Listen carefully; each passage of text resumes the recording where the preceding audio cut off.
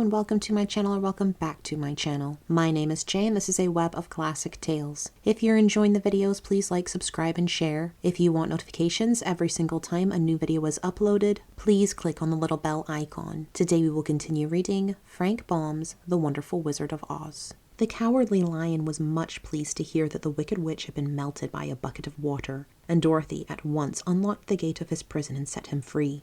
They went in together to the castle, where Dorothy's first act was to call all the Winkies together and tell them that they were no longer slaves. There was great rejoicing among the yellow Winkies, for they had been made to work hard during many years for the Wicked Witch, who had always treated them with great cruelty. They kept this day as a holiday, then and ever after, and spent the time in feasting and dancing. "If our friends, the Scarecrow and the Tin Woodman, were only with us," said the Lion, "I should be quite happy." "Don't you suppose we could rescue them?" asked the girl anxiously. "We can try," answered the Lion. So they called the yellow Winkies and asked them if they would help to rescue their friends, and the Winkies said that they would be delighted to do all in their power for Dorothy, who would set them free from bondage. So she chose a number of the Winkies who looked as if they knew the most, and they all started away. They travelled that day and part of the next until they came to the rocky plain where the Tin Woodman lay, all battered and bent. His axe was near him, but the blade was rusted and the handle broken off short. The Winkies lifted him tenderly in their arms and carried him back to the yellow castle again, Dorothy shedding a few tears by the way at the sad plight of her old friend, and the Lion looking sober and sorry.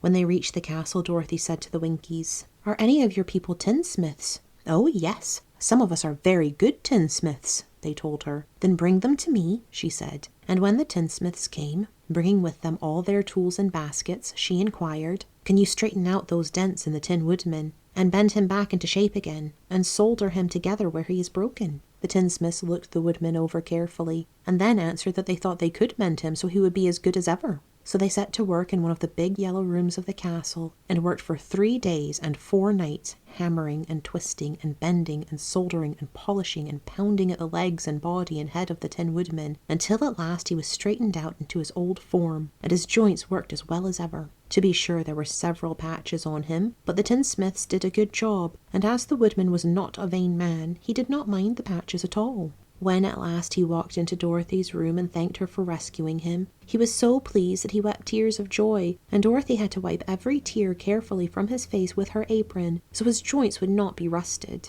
At the same time her own fears fell thick and fast at the joy of meeting her old friend again, and these tears did not have to be wiped away. As for the Lion, he wiped his eyes so often with the tip of his tail that it became quite wet, and he was obliged to go out into the courtyard and hold it in the sun till it dried. "If we only had the Scarecrow with us again," said the Tin Woodman, when Dorothy had finished telling him everything that had happened, "I should be quite happy." "We must try to find him," said the girl. So she called the Winkies to help her, and they walked all that day and part of the next day, until they came to the tall tree in the branches of which the winged monkeys had tossed the Scarecrow's clothes. It was a very tall tree, and the trunk was so smooth that no one could climb it. But the Woodman said at once, "I'll chop it down, and then we can get the Scarecrow's clothes."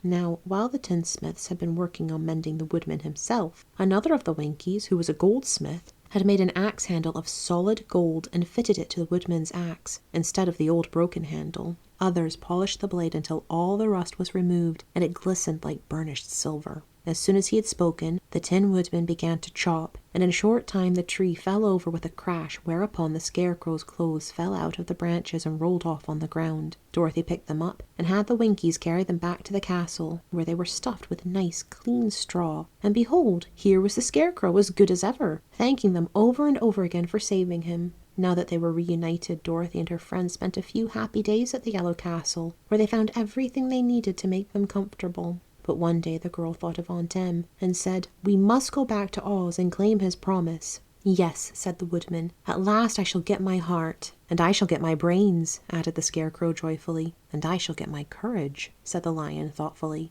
"And I shall get back to Kansas," cried Dorothy, clapping her hands. "Oh, let us start for the Emerald City tomorrow." This they decided to do. The next day they called the Winkies together and bade them goodbye. The Winkies were sorry to have them go, and they had grown so fond of the Tin Woodman that they begged him to stay and rule over them in the Yellow Land of the West. Finding they were determined to go, the Winkies gave Toto and the Lion each a golden collar, and to Dorothy they presented a beautiful bracelet studded with diamonds, and to the Scarecrow they gave a gold-headed walking stick to keep him from stumbling.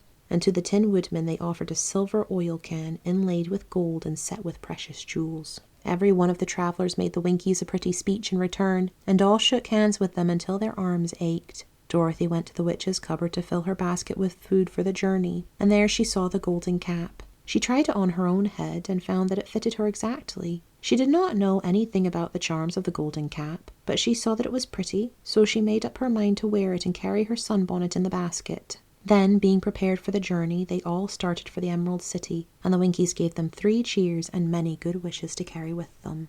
Thank you for listening. This has been Frank Baum's The Wonderful Wizard of Oz, Chapter 13. I've been Jay. This has been a web of classic tales. Please like, subscribe, share, comment, click the bell icon for notifications. I hope you're having a fantastic day. Have a nice life, and I'll see you next time.